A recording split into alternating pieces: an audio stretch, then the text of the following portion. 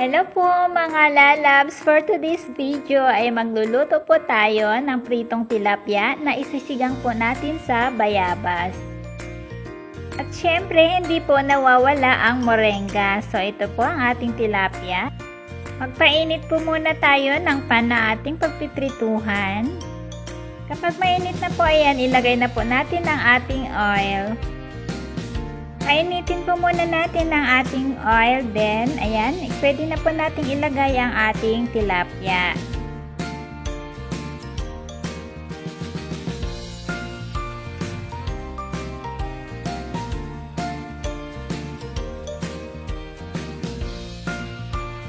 So ayan mga lalabs, luto na po ang kabilang side ng ating tilapia. Pwede na po nating baliktarin.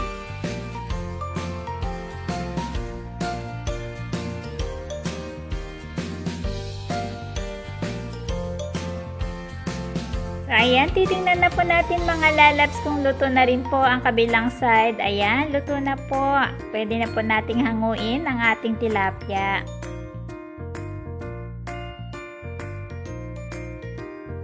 Then, slice lang po muna natin ang lahat ng ating mga ingredients.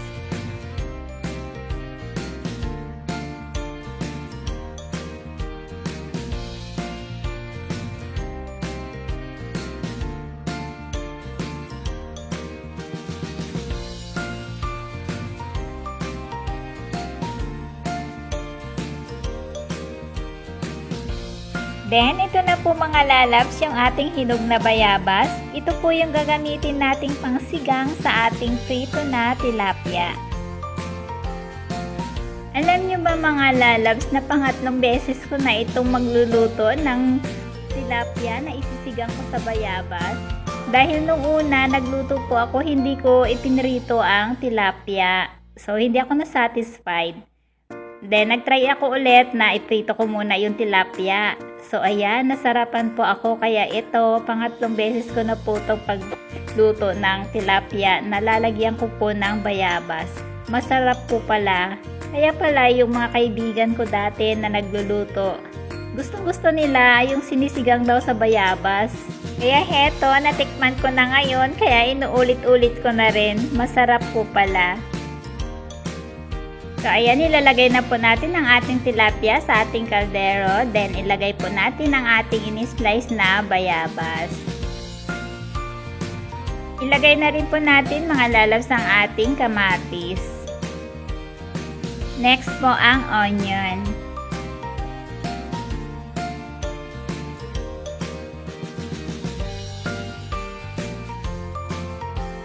Ilagay na rin po natin mga lalabs ang ating siling haba. Then, maglagay na po tayo ng 2 cups of water. Tatakpan po muna natin mga lalabs at pakukuluan po natin ng 10 minutes.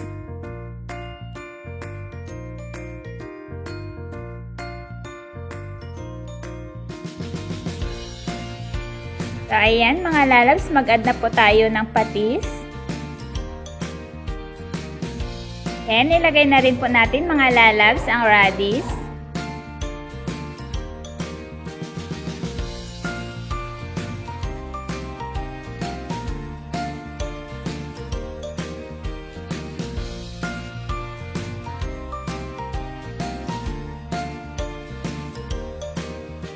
So ayan mga lalabs, pwede na po nating ilagay ang ating fresh na moringa leaves.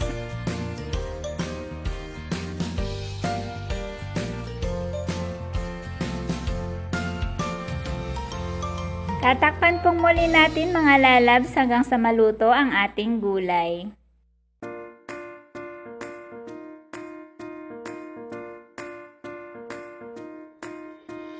So ayan, luto na po ang ating sinigang na tilapia sa bayabas. Ready to serve na po mga lalabs. Maraming salamat po. Naway nagustuhan nyo pong muli ang video ko na ito.